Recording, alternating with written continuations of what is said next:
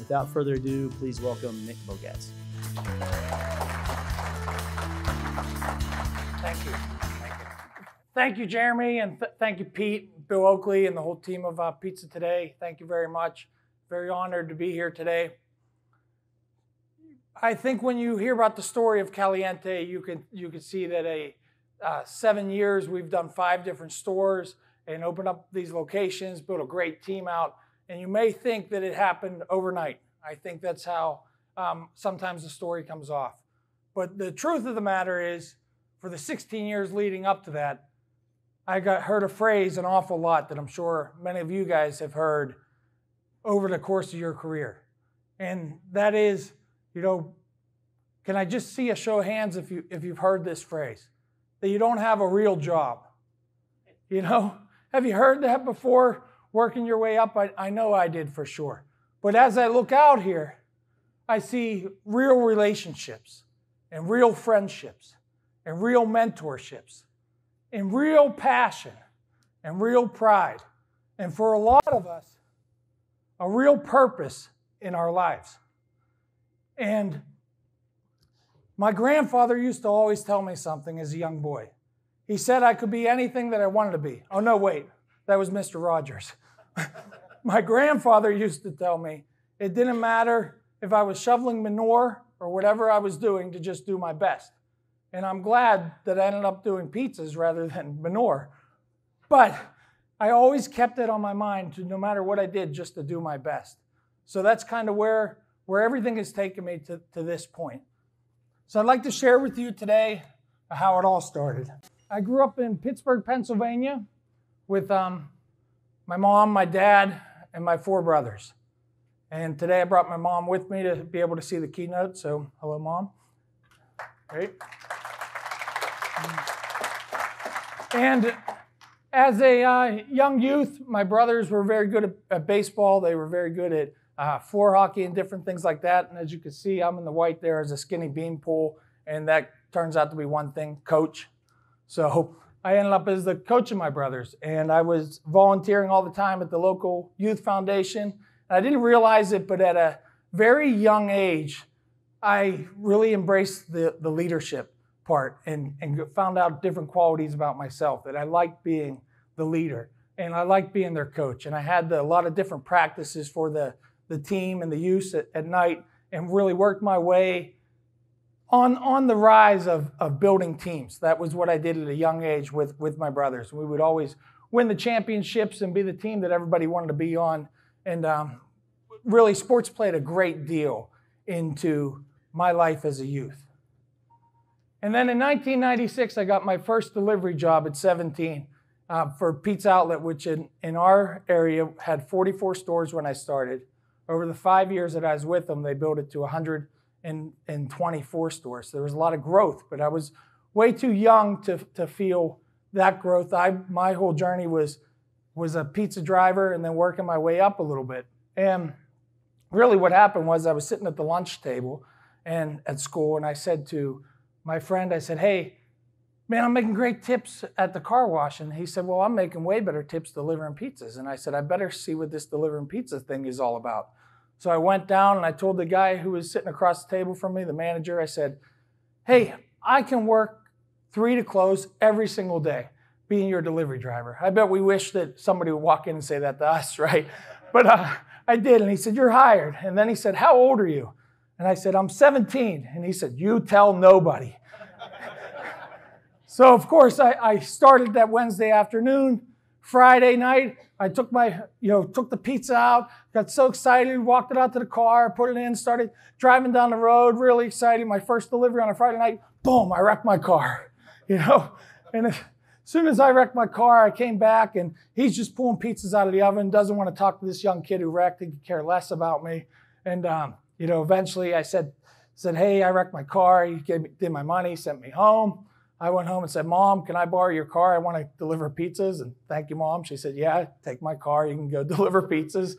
So I kept delivering pizzas again. You're going to see that the wreck in the car was kind of a theme here. So I went ahead and I delivered pizzas for about another 6 months. And in those 6 months, I worked on a team at this particular store that had about 40 people working. there was probably about 20 of them were delivery drivers. And I think we know they're some of the best characters are delivery drivers.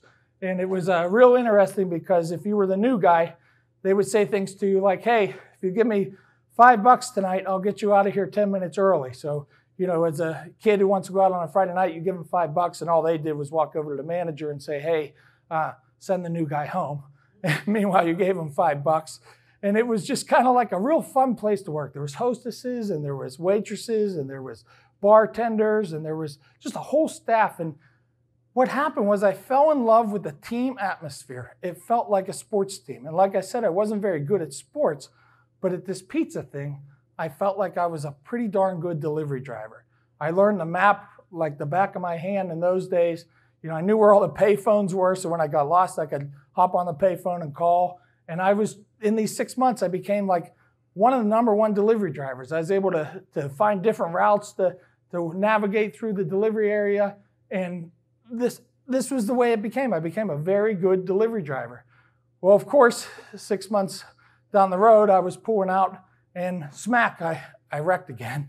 So at that point, I'm like, all right, I've been doing this 6 months. I wrecked twice. And I said, Mom, can I use your car again? And she said, maybe you should work inside instead of delivering pizzas at that point. And I said, okay, that makes sense. So my manager said, hey, you are great at knowing the delivery area. Why don't you learn the oven? And that was where I cut my teeth in the industry for probably the next 3 years or so. I worked the pizza oven. And Friday nights, the 20 drivers would line up and I would pull all the deliveries out and say, these are your 2, these are your 2, these are your 3, here's 1 for you. They would complain about having 1 because you know how that goes, but I would have it all set up that they were perfect runs. And then something happened. The corporate store sold it to a franchise. And when the franchise came in, being a young kid, I was like, I don't want to be with the franchise. I don't really like the change or the new franchisee. I'm going to go back to being a driver. You know, I thought that was the right move, even though I was working my way up to shift leader and such. So when I started going ahead and being a delivery driver again, you can guess it didn't last long because you know what happened. But what happened was about 9 months in, I come around a bend and a kid pulled out on a bike. And I missed him, but his friend hopped out on the bike too with a rooftop sign, you know, pizza delivery sign on top, bam. I crushed the kid. He went up over the roof. It was horrible. And for, you know, a 20-year-old kid, it was just awful. It really was. And all the cops came, the ambulances. Thank God he was okay. And they went ahead and his dad came and his dad said, you're not wearing a helmet. He was so upset at his son, but didn't really care about me. It was bumps and bruises. Nothing was wrong. I think Pizza Outlet took the kid at Jerome Bettis, signed football, and that was the end of it. But I went back and I said, and I forgot to mention that was in my mom's car too. So, but then I said, that's it. No more delivery for me. And that was the truth for about 10 years. You know, then I got real serious and I decided to work my way up into the management system. And what happened was in 2000, I had my daughter and I decided I need to become a general manager. That's where I was. I was the assistant manager. The franchisee was the owner, the general manager. I needed to work my way up and work my way into management. So the second place I went to is on the right there, Fox's Pizza, which is a Eastern United States independent franchise. And the guy who hired me had 12 properties. He was kind of like a slumlord. And he bought pizza shops because he was going to, you know, they only cost $1 and he could sell them for 12 and he's going to get rich. So that was why he opened up his pizza shop. And he said, hey, I want you to be the general manager for this pizza shop. And he was the kind of guy that when somebody would come in and say, hey, here's this bill for the penny saver I did the week before, he'd say, Nick, go and talk to him. And I'd go talk to him and he'd hop in his car and drive away out of the parking lot. That's just the kind of guy he was.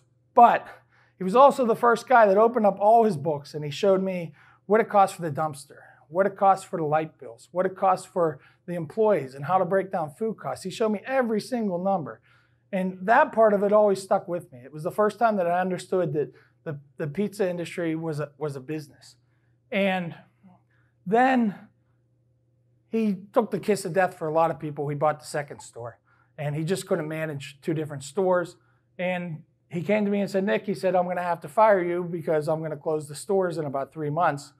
And I was crushed. I didn't know what to do. I at that point had my son, so now I'm 22 years old with 2 kids and, out of a job. So I kept looking online and trying to find another position, and I landed at Papa John's in 2002. And I went in there, and I really enjoyed working for Papa John's. It was difficult because I was so young, and when I went to get hired, they said to me, do you think that you're going to be able to manage all these kids that are 16, 17, 18, 19? We don't think you will be. And I said, look, I have 2 kids at home. I need this job. This is going to be, my future. I need this. And they said, okay, we're going to give you a chance. And I got in there, and I put 80, 90 hours a weekend, like many of us have. And I was just grinding as hard as I could. And every single month there was 4 stores in Pittsburgh, and there was 8 out in Ohio. We would drive out to Ohio for these meetings, and they would go to these meetings. They say, hey, Art from Ashtabula is up 10%. Everybody clap for Art, and they would. And the next month you go out there, and they say, hey, Joe from Youngstown, he's up 12%. Everybody clap for Joe, and everybody would.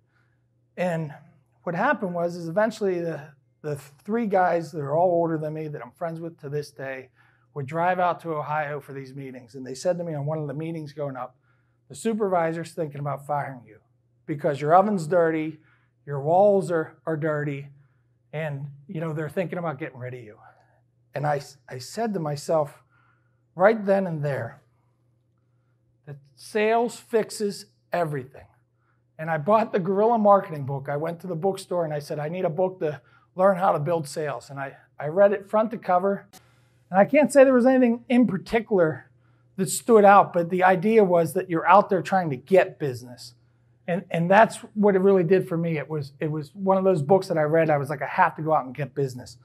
So we went to the next meeting after that, and they said, Nick's up 10%. Everybody clapped for Nick, and they did.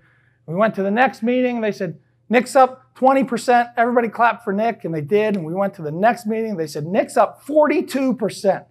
Nick, tell everybody what you're doing. And everything changed. And I told him, I said, what we were doing is we were doing a thing called hot selling at that time. The pizzas were cheap 18 years ago. You're selling, a $6 pizza we would take to the big box stores and all the construction sites. I had 3 drivers that came every single day to the store. Before anybody called, I would give them 30 pizzas each. So they would have 90 pizzas going out the door that nobody even called for. And then they would sell them for $6 a piece, and the driver would keep $1.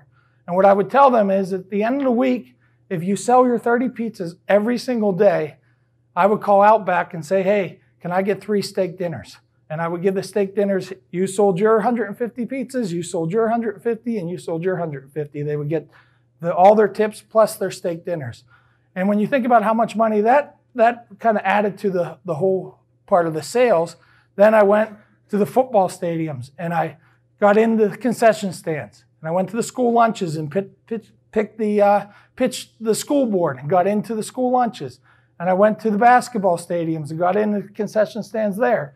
And before you knew it, the store went from a $6,000 a week store to a $12,000 a week store. I doubled it in 9 months. That's what happened there. And the next thing that happened was a guy came in the door and he ordered a pizza off of me. And he left and he came back in and he gave me his card and he says, I'm from Domino's and I want you to come work for us. You're killing us up the street.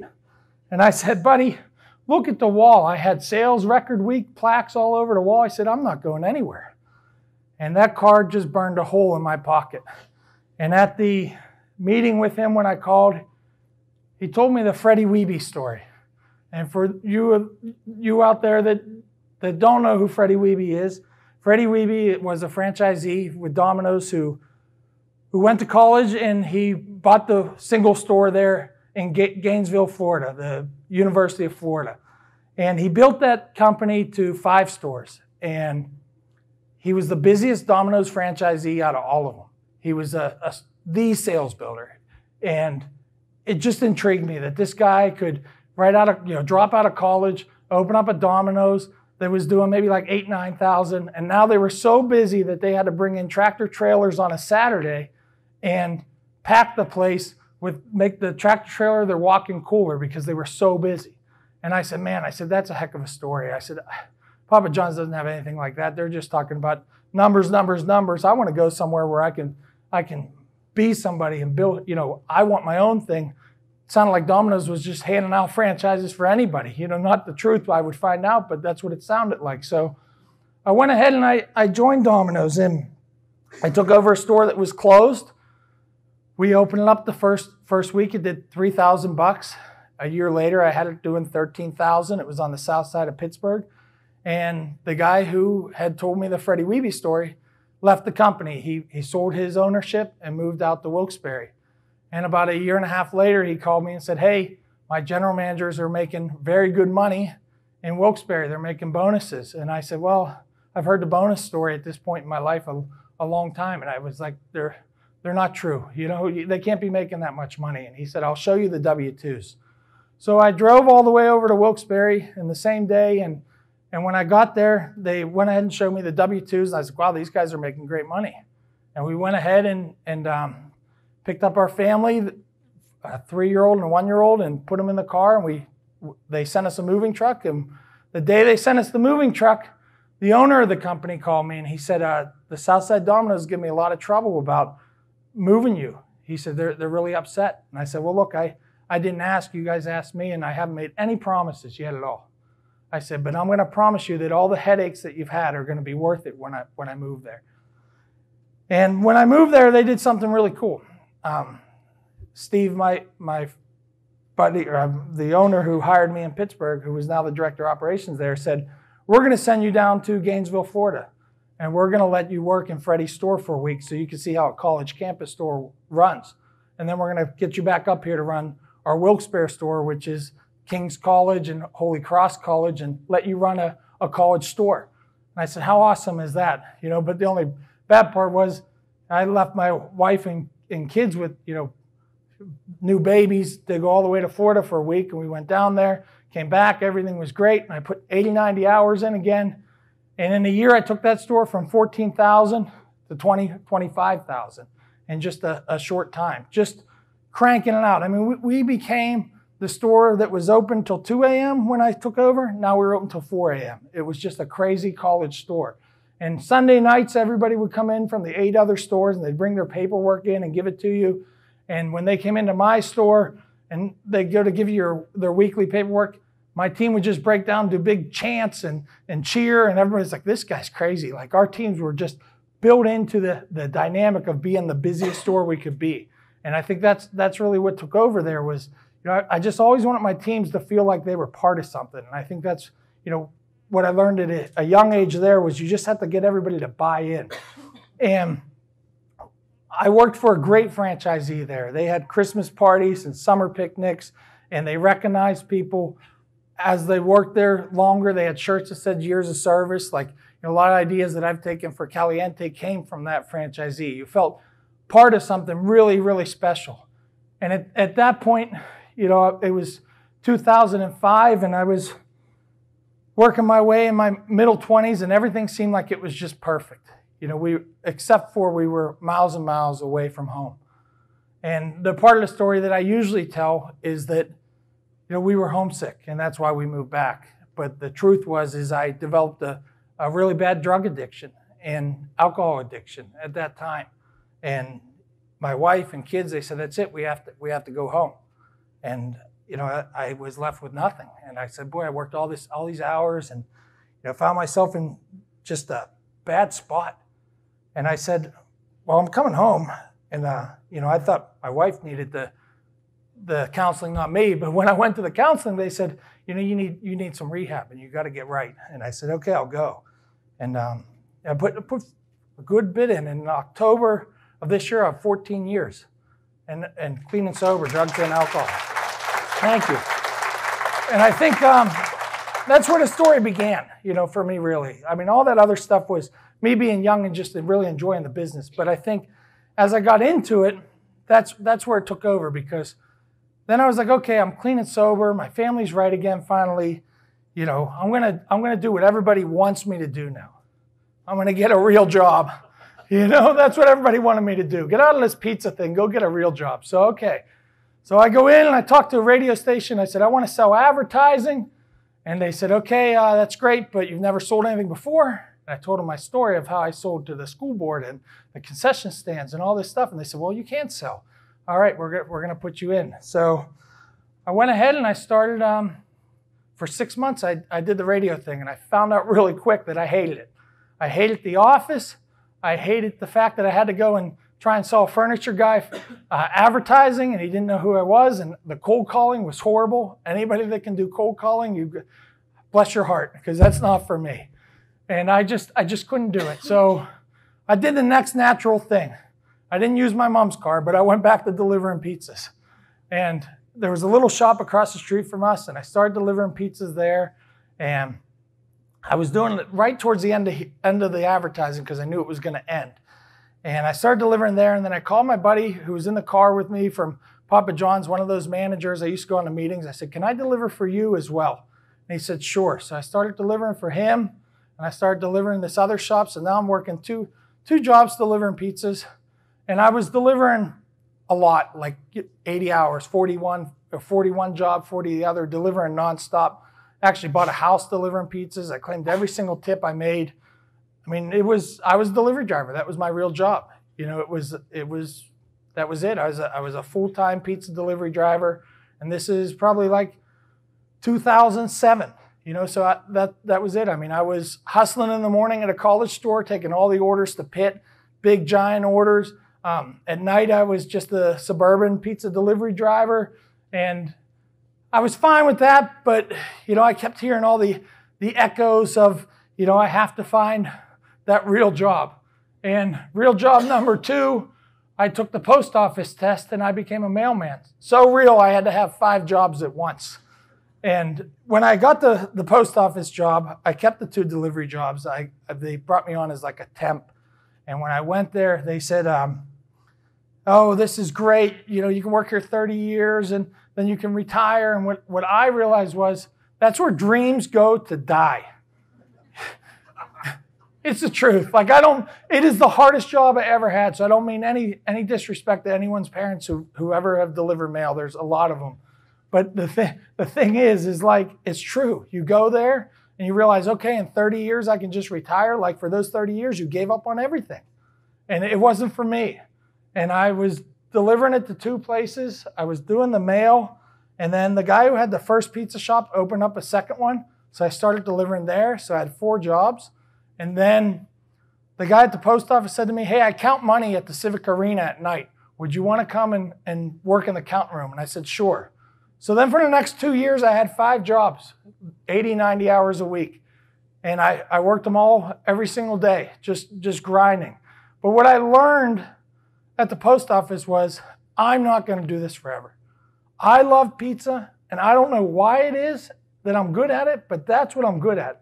And if I'm going to do it forever, I have to do it for myself. And I made that decision at the post office.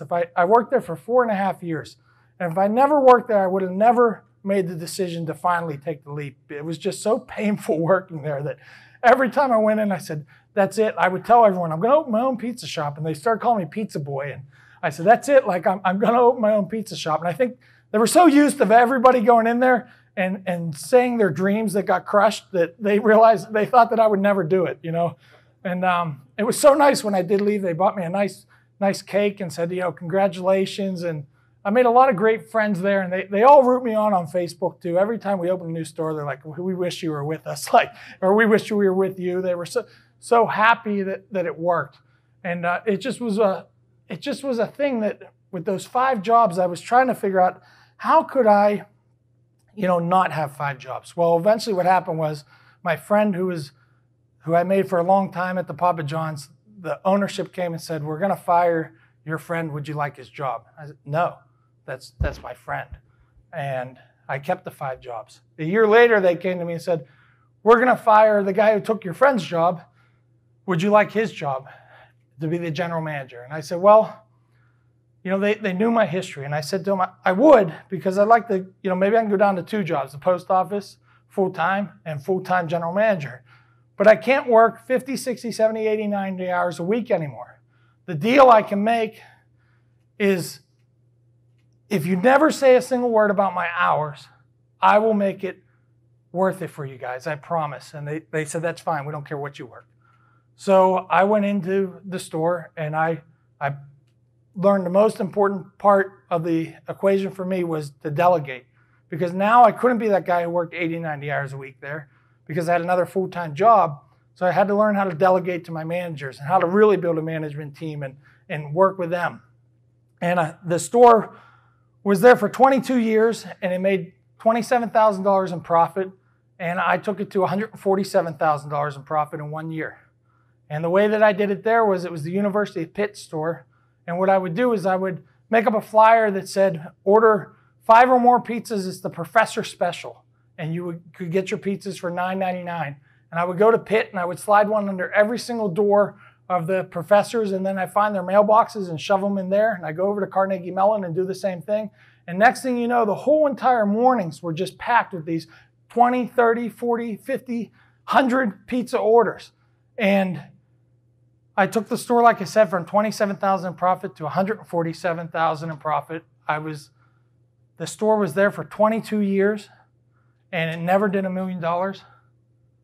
In 2011, I took it to $1 million. You can see that's an old picture. So, but it felt so great. You know, it really did. And I said to my owner, he had 4 Taco Bells, 5 Arby's, all kind of other interests. He was really just a businessman. That's what I didn't like about Papa John's that I loved about Domino's.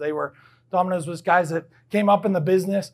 Papa John's was just numbers guys, businessmen. And I said, hey, if you could pay me close to what I make at the 2 jobs, I'll never leave. I said, I'll be your general manager forever. And they said, no, you know, this is what we pay in the industry for a general manager, and that's it. And I said, okay. And I had called Papa John's and I said, you know, this is who I am. This is how great I am. I want to be a franchisee. And they said, oh, that's great. You'd be a great franchisee. What's your net worth? What the heck's net worth? I said, I want to get with you guys to build my net worth, not have net worth to open a franchise. And they said, well, that's not how it works. And I said, you know what? I have to do it for myself. Like I keep telling myself, I've got to do it for myself.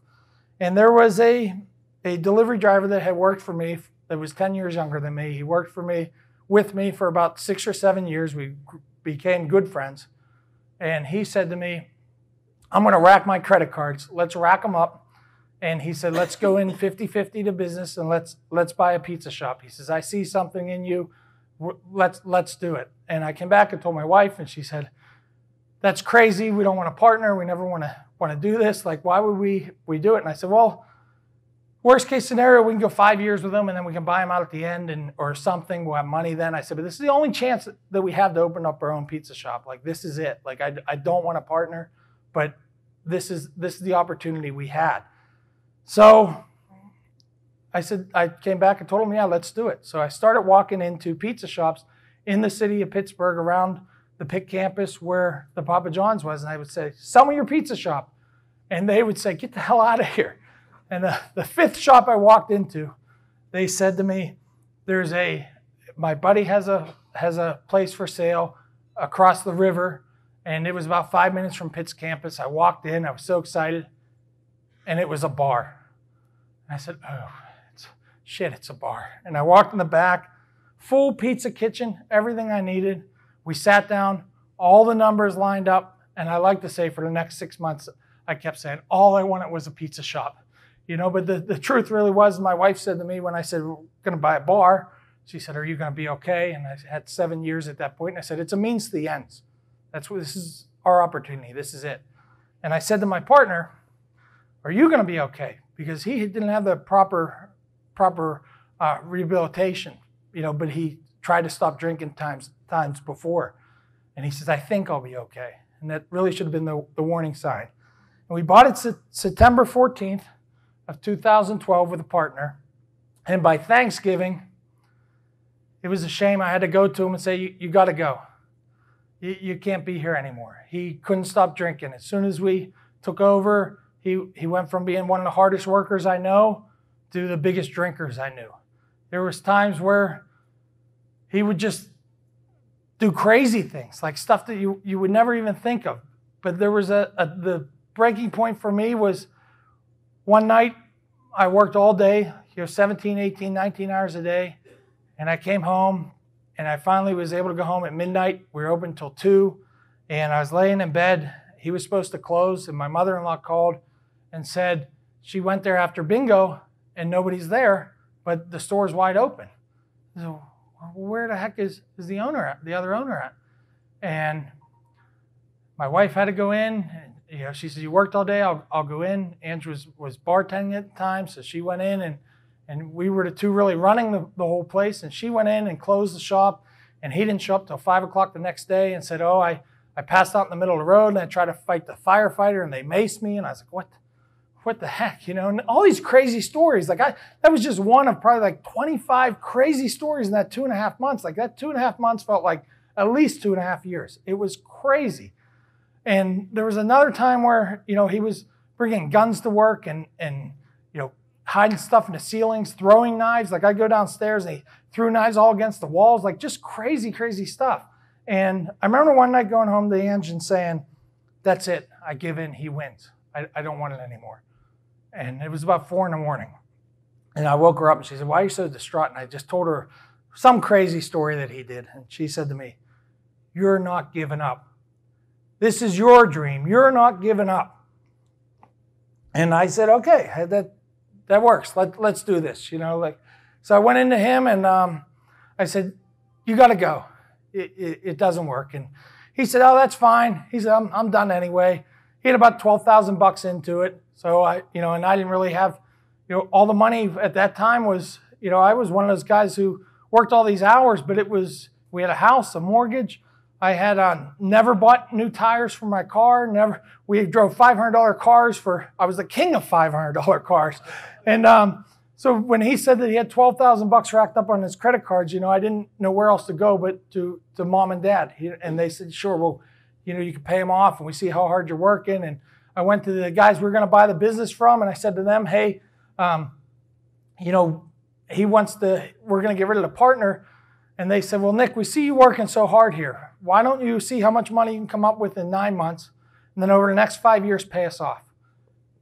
On a handshake. No, nothing. There was no paperwork or anything. It was all a handshake deal. These guys I feel indebted to forever. The two guys that I bought Caliente off of. It was, shop that they opened for 9 months. They put the name Caliente on it. There was a Turkish and an Indian guy, and I had said to them, why call it Caliente? And they would laugh. And then the next time when I said, "Why'd you call it Caliente?" And the Turkish guy said, in Turkey, the #1 strip club is called Caliente. So that was, kind of how we ended up with the name and everything too. But so we got rid of the partner, and the guys gave me the sweetheart handshake deal, and Ange and I went to work. We felt like it was our dream now. I felt, honestly really bad about the partner thing because he believed in me. So it was bittersweet that he wasn't going to be my partner anymore because it was somebody that was willing to put his, rack his credit cards or put his money up and put us together into this whole plan. But it just wasn't meant to be is what it was. So we went to work, and the next part was, we had to come up with recipes for success and make the whole menu and everything like that. And as you heard, a lot of my history is Papa John's and Domino's and other franchisees. So how does a guy with, no culinary experience or anything like that make up a pizza recipe? And really, it was very simple. I love pizza. I know what a good pizza tastes like. So that was the whole way we framed our menu was off of taste. It wasn't having hand-down past generation of recipes. It was taste. And I also had a very good friend that was a very good fine dining chef. And I would say to him, "Here's my dough recipe. How would you put it into order?" And he'd say, as far as baking, this is how you'd put it into order. And I would say, "Okay, I have this recipe. Would you add anything to it?" And he'd say, "Well, add a little bit of thyme and a little bit of salt and help me out with the wing recipes and stuff like that." And he said, "For my restaurant, we buy off a little Italian guy." And he would take me down there to meet the guy. And I decided I wanted to be different. I wanted our pizza to be like a Billy Joel song. If you hear Billy Joel on the radio, you know it's Billy Joel. when you bite into our pizza, you know it's a Caliente pizza. That was what I wanted. I wanted it to be something completely different. So I didn't use the distributor that everybody used. I didn't use the sauce that everybody used. I used a good brand sauce, maybe that a lot of people use, but I used their spaghetti sauce. It's a little chunkier, and I mixed our spices in, and it's different. And when you eat it, you know it's a Caliente pizza. All those things I did different to separate ourselves. And that was the whole idea. And we brought our family down. They were so proud of us. And we'd say, okay, taste the dough recipe. And they would taste it and say, oh, it's good. And then I would mess with it a little more and call my friend, and he said, yeah, you can do this to it or that to it. And then eventually they say, our dough's great, stop. We do the same thing with cheese. We tried all this different cheese. And then eventually we landed on Grande. I didn't really know anything about Grande. We just landed on it. For whatever reason, it tasted great.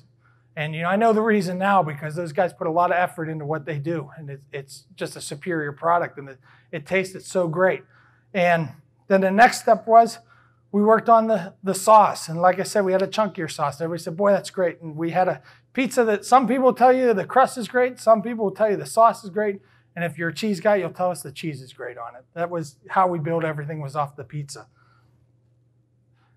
And then a really crazy thing happened. Everybody opens up a pizzeria, and the first thing they say is, my pizza's the best. And they think that that's going to bring everybody in your doors. And I realized that I couldn't be that guy. I couldn't do that. That wasn't how I was going to bring people in. I had this bar that I had to figure out how to make the bar a part of the whole equation here. And what I did was I started researching like crazy. I would figure out that if you could get these specialty kegs and put them on tap, you could bring a ton of people into your restaurant. So I don't want to say I forgot about the pizza, but I hired a very good manager and put him in the back, showed him how we were doing everything, and let him run the back of the house. And I came out front and focused on the beer. And I needed to do that because I had to build it up to where we could keep the lights on and keep everything moving, and it was going to be through selling the alcohol. And I realized early on that craft beer was the movement. And this is back 2012, 2013. So we started doing all kind of different events. Rather than bringing in promo girls like everybody else was, we brought in local brewery reps, and we did brewery events on Friday nights. Every single Friday, we were bringing in somebody from a brewery that was talking about how different things work at the brewery and what the beer tastes like. And we were just really working the craft beer scene. We became the #1 destination in Pittsburgh for craft beer. We were, and still are, a beer bar to a certain degree. At that point, 100% degree. I mean, we were known as a beer bar. People were surprised when they ate our food. They said, wow, this is a great pizza. But they didn't come for the pizza. They came for the beer. I put my pride on the back burner. Not even drinking or anything, I said, I don't care why they come in. I just want them to come in. This was my dream. I need to fuel it any way I could. So I became the beer expert. There were customers that would come in after knowing me for 3 years, and when they found out I didn't drink and could tell them exactly what their beer tasted like, they couldn't believe it. And it was all research, and it was because I knew there was a bigger picture. The bigger picture was getting recognized for our pizza. It was to pull this whole thing together, but I brought them all in through the beer. And what happened was we entered our pizza into a local competition for the news station. And this is where marketing is really important. We won 3rd place. But for me, well, I'll back up 1 second. And I think this is a cool part. It was the beginning of social media with Facebook. And I had figured out in 2013 how to do sponsored ads. So when they ran this Facebook competition saying, vote for the best pizzas, I went ahead and put $100, $200, $300 on these ads saying, vote for my pizza, vote for my pizza. And before you know, we got all these votes. And we became the 3rd pizza to win this contest, 3rd place. The first 2 were there for 50, 60 years. So people obviously picked those places. But what I did was I took the 3rd place one and changed it and put, the news station named us the #1 new pizza in Pittsburgh, rather than saying 3rd place. So just kind of changed it around. And what happened was, for a guy that I'll feel forever indebted to as well, showed up, and I was sitting there. I never do my paperwork at the bar, but for some reason I was. And there was a guy eating a small pizza, And I said, "Oh, are you enjoying the pizza?" And he said, "It's pretty good." And I said, "Okay." And he says, "I'm Scott Anthony from Punxsy Pizza and Pizza Today." And I told Scott probably the same story that I just said. He didn't get a breath in. I just told him the last 30 minutes, rambling on about it, how happy somebody was there from Pizza Today. And I was telling Scott, and Scott has become a great friend. And thank you to Scott so much. He opened my eyes to the whole independent side of the pizzeria. And if it wasn't for winning that little contest and promoting it as the best new pizza, I don't know that I'd even be here. It was something that it just happened. It was a great feeling. And next what happened was Scott said to me, "Tony Geminani's going to be doing a book signing. And he's coming to Pittsburgh because of PenMac. A lot of the products in his pizza Bible you can get at PenMac. And he's going to do a book signing there. Would you like him to come to the restaurant?" And I said, "Absolutely, I'd like them to come to the restaurant." And I did the smartest thing I could. I gave free beer away for people to come.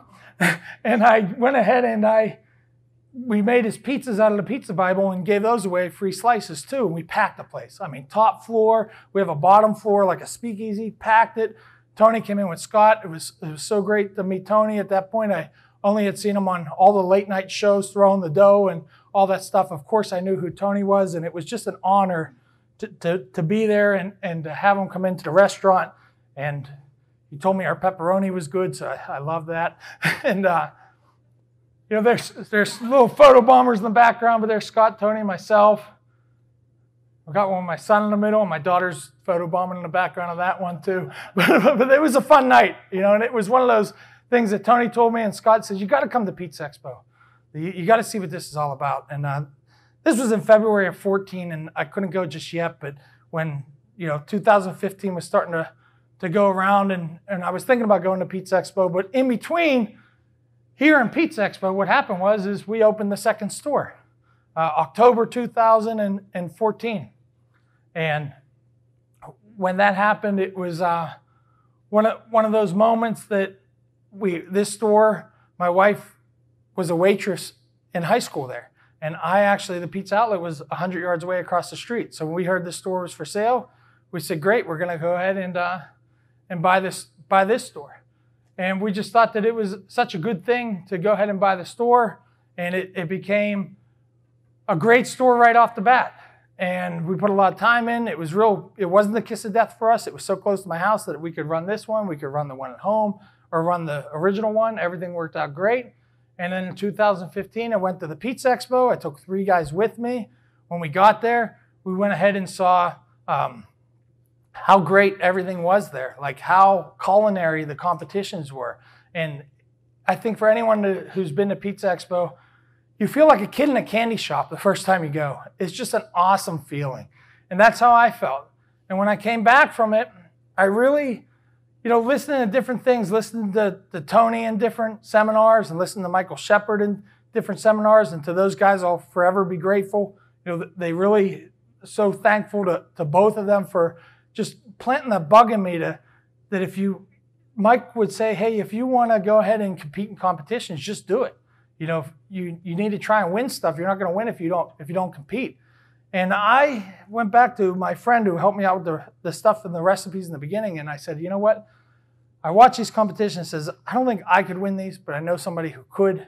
And I said, I also feel like, he could help me when we get to the third store of making sure everything's the same and all the charts and everything like that. And I went back and I said to my friend, who many of you know, Eric, who's down there competing right now. And I said to Eric, "Will you come over for dinner on Sunday? We're going to have some shish kebabs," which was normal because I was still is the godfather of his kids.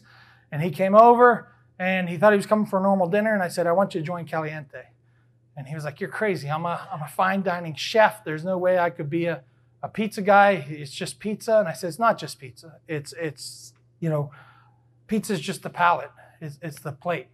And he agreed to join. And when he came in, I wrote down all the goals about, streamlining everything and getting everything, our inventory up to date, and trying to get us ready to open a third store. And also one of the goals was go to Pizza Expo and win the world championship. I don't know who writes that down on your opening first day. "Hey, I want you to win this." But I was being clear, like there was things that we wanted to do, and I really believe in power of the pen and writing stuff down. Like I write all my goals down. It's very, very important to me. And we did. We went off to the first pizza expo, and Eric made a duck pizza, and he won. He won first place. And it was just an awesome feeling that we won first place there. It was unbelievable. I mean, they called his name, and we went crazy. The four of us had such a great time celebrating. For the next year, we created a culture inside the company where everybody wanted to compete. We went out to Pizza Expo. Well, I guess there was an in-between there. We opened a third store.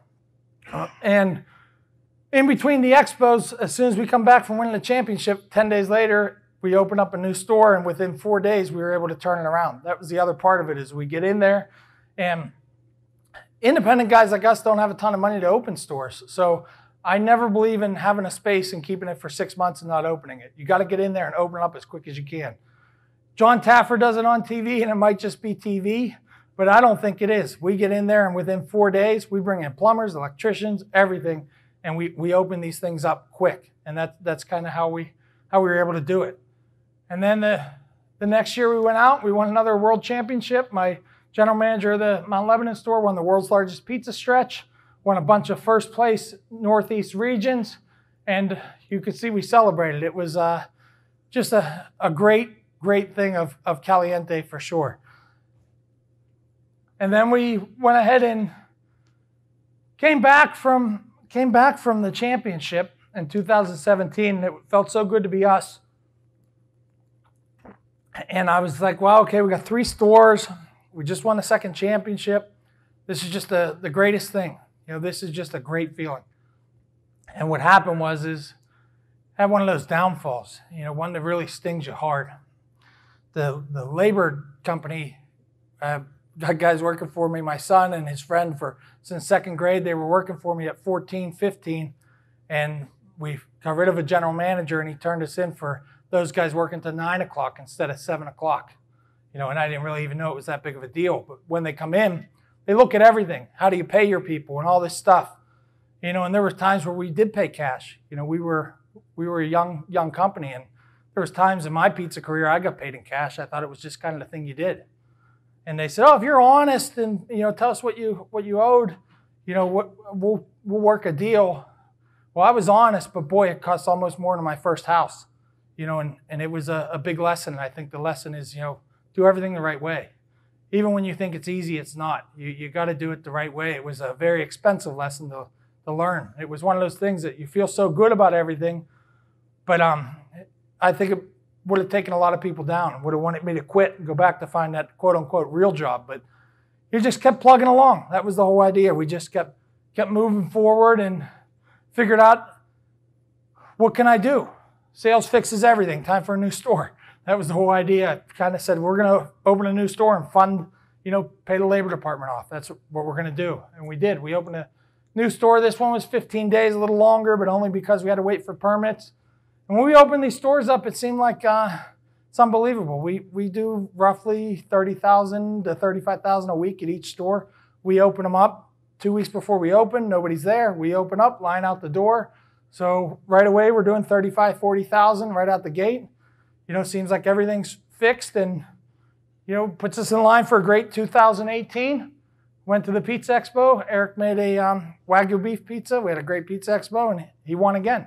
So, I mean, everything's going great for Caliente. It just seems like it's just a great journey. It felt really good to be us again. The labor thing's kind of behind us. We've got the 4 stores. You know, we're always looking for another store. And it just was an awesome 2018. Everything comes full circle. Tony and Scott named me to the World Pizza Team, named Eric to the World Pizza Team. Pizza Today was now doing articles on us. That's our pizza on the front cover of last year's issue. It was awesome. For this guy who was, you know, a pizza guy who put everything in the past and then, you know, was humble about, okay, I'm just going to push the beer. It was full circle. Finally, we were getting recognized for the pizza, and I wasn't a beer guy anymore that I never wanted to be. I was a pizza guy again. It just felt great. Everything was perfect. This is probably like summer 2018. We're having a great year. Everything, nothing could go wrong. Well, in probably one of our darkest hours of Caliente in 2018. In October, I got a phone call, we're going to show up on the news. Somebody who had worked at the shop over the summer that came in and wanted his job back, we weren't going to hire him back because he never showed up on a Friday, had a picture of a bug in the store. And of course, it was in the cheese. They ran it for days on, I mean, it felt like months. My kids didn't even go to school the next day. They ran it on the news, they ran it on the radio, there was on a freaking billboard downtown on one of those digital changing ones, like featured stories, world pizza champions, bugs in the cheese, like awful. I mean, if there was a time to quit, that might have been it too. It just felt horrible. You know, you try being this guy that everything's perfect, but you know, it rocked us. It rocked us to the core. I think these guys who've been with me a long time, it hurt. But then we did what fixes everything. We opened another store. You know, why not? So this one, I got a short clip that kind of shows the new store. Ready? You ready for it?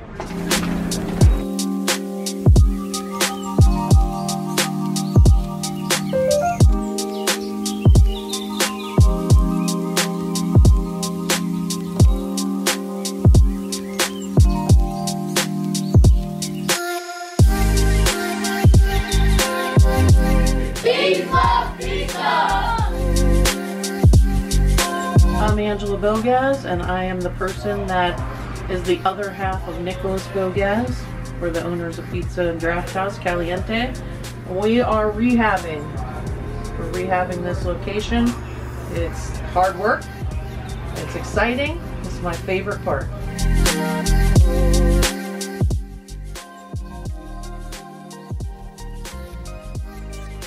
This is the bar. This is what we're gonna do to the bar. We're back here. This is super cool. We got a master craftsman that is gonna do all of the, redo all of the stained glass windows. It used to be a steakhouse. We took out all the equipment and now we put in our hood and we're getting ready to put our pizza oven in. Who made it? Jason Sauer, Most Wanted Fine Art.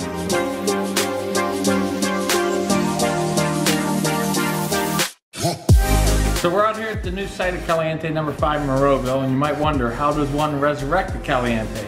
Well, the secret behind it all is, there's a woman at the helm. My wife is the head of construction here, doing all the, making sure the moving and the shaking and everything falls into place at the right timeline. She keeps all the guys, the plumbers, the electricians, the tile guys, the floor guys, and the whole reconstruction. She's the one to make sure that it all happens. So when you're gonna see the transformation, it's all Angie.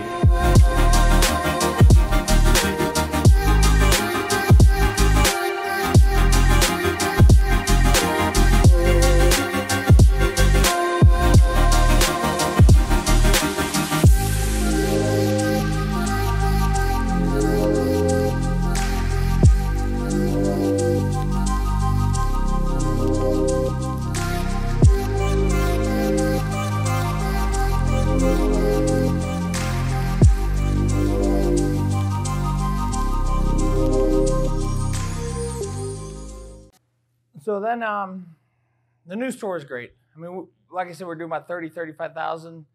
It felt horrible to be us. We opened up a new store. After the news, it felt horrible to be us. We opened up a new store 2 months later, $60,000 the first week. It felt awesome to be us. Awesome. You know, we were like, everything was in the past. I mean, we were just, I kept saying to everybody at our meetings, we have monthly meetings, weekly meetings, bi-weekly meetings, lots of group meetings, right? Lots of meetings. And I would say, because I believe in words and the power of them, I would say, this is going to be our best year ever. 2019 is going to be our best year ever. And to say that after everything that happened in the news, you know, I just said, I got to be positive about it. And I just kept saying, this is going to be our best year ever. We opened up a new store, record weeks, I mean, blowing it out the water. We went to Parma, Italy with the World Pizza teams. Made a lot of great friendships for sure. A lot of guys that are here today. It was just fantastic. Eric took home the first place for the Americans there. The best thing that came out of the news was I hired a PR firm to take care of the negative press. But I kept them on because I realized that what they can do is put the good press out there. So when we won the the best pizza over there, best pizza in America, they put this out locally to everywhere. And our sales rose 65%. I mean, these guys will tell you it was crazy. The pizza had rapini and porchetta on it. Nobody in Pittsburgh even knows what that is. But we were selling so much rapini and so much porchetta on these pizzas, it was just insane. The stores are still way up. The original store that took a huge hit in sales, that had the issue on the news, they're way up for this year. The whole company's super positive. We're talking 30, 40% over last year. We're having a great 2019. Eric and I just went off to Naples, Italy for a tournament over there. Oh, not that picture, but this picture here, where he took third place last week over in Naples for his pizza. It's just been a great time to be us again. I think our guys have really enjoyed to see everything come full circle. We're seeing all the hard work of our managers paying off, the new stores, create all kind of opportunity. Every time we open a new store, we bring on, usually we try and keep people from the store that's been there, or we hire new people. We bring in great people to our organization that way. It's just been an awesome experience seeing everything the way the 2019 has really truly been our best year ever. And Caliente's future in the industry in 2020 and beyond, and my take is, for Caliente, we're going to keep doing the best we can every single day. And when we can buy new stores, we're going to buy new stores and, create opportunities. The whole idea was for people not to have to go and try and find that quote unquote real job, that we can have a real career here for them.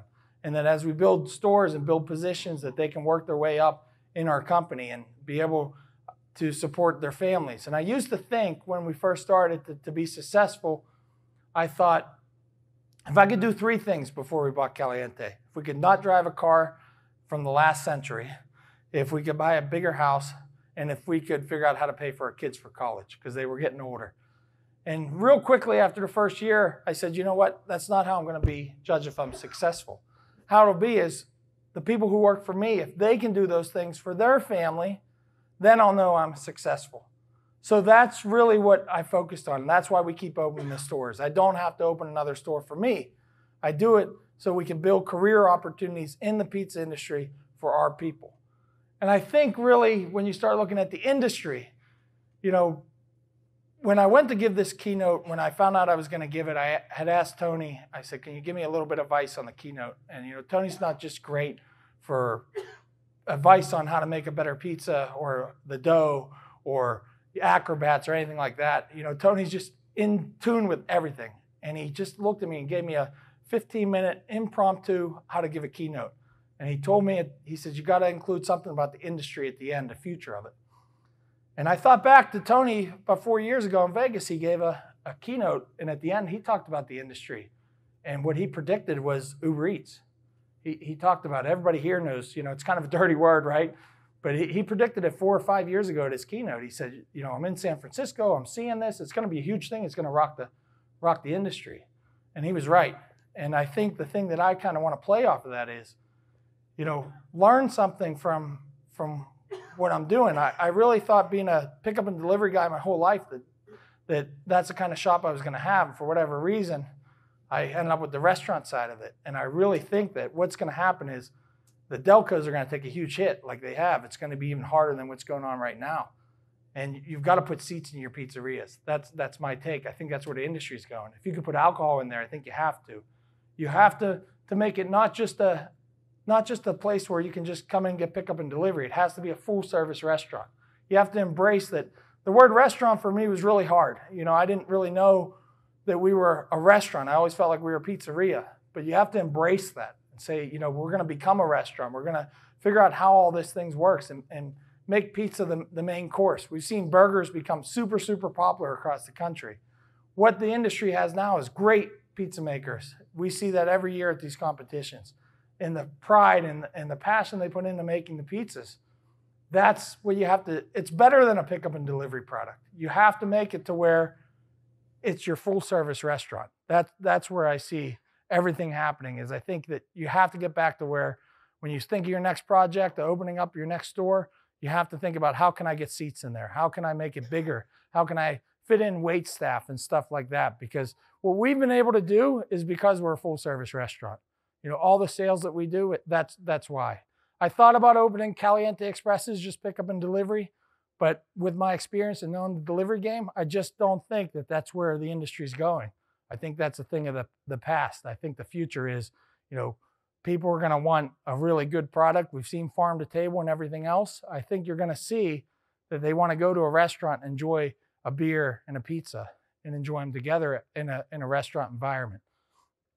And, you know, I think just to kind of bring everything together, you know, if I could just get everybody to stand up for one moment. You know, I just wanted to kind of let everybody know when you get down and something's really tough and you're there in your business and you just think, you know what, I'm ready to quit. I'm ready to give up. I want everybody to remember that you don't need to go and find that real job. You have the best career that you possibly could have. This room's filled with people in this industry that love it just like you do. So next time you think, do I have to get a real job or give up? Don't ever, ever, ever give up. I challenge you to think about standing up for what you believe in and really just going back and making the best pizza you possibly can. Put your passion into it, put your pride into it, and never, ever give up. You have a real career already. Don't give up. Thank you so much. Thank you.